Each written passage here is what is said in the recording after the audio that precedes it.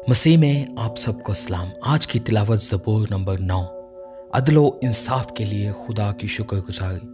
मीर मुगनी के लिए मौत लबैयन के सुर पर दाऊद का मज़मूर। मैं अपने पूरे दिल से खुदावंद की शुक्रगुजारी करूँगा। मैं तेरे सब अजीब कामों का बयान करूँगा। मैं तुझ में खुशी मनाऊँगा और मसरूर होऊंगा।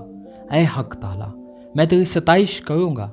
जब मेरे दुश्मन पीछे हटते हैं तो तेरी हजूरी के सबब से लग़ज़िश खाते और हलाक हो जाते हैं, क्योंकि तूने मेरे हक की और मेरे मामला की तायद की है।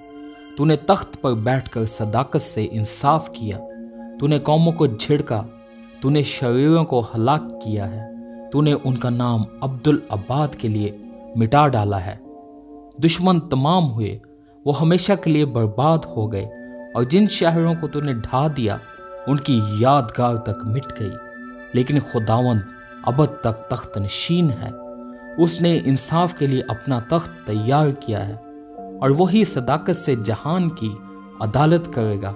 वो रास्ती से कौमों का इंसाफ करेगा। खुदावंद मजलूमों के लिए ऊंचा बुर्ज होगा, मुसीबत के अय्याम में ऊंचा बुर्ज।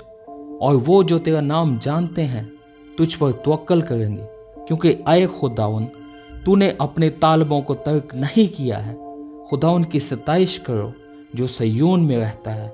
लोगों के दरमियान उसके कामों को बयान करो, क्योंकि खून की पुरसिश करने वाला उनको याद रखता है।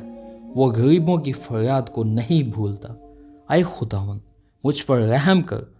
तू जो मौत के फाटकों से मुझे उठाता है, मेरे उस दुख को देख जो मेरे नफरत करने वालों की तरफ से है, ताकि मैं तेरी कामिल सताइश का इजहार करूं।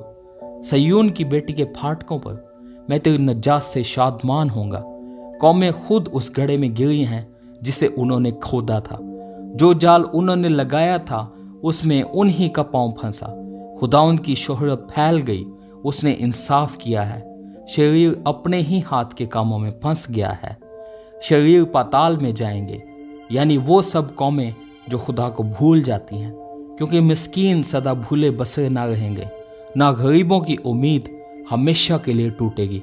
उठ आए खुदावन, इंसान गालिब ना होने पाए।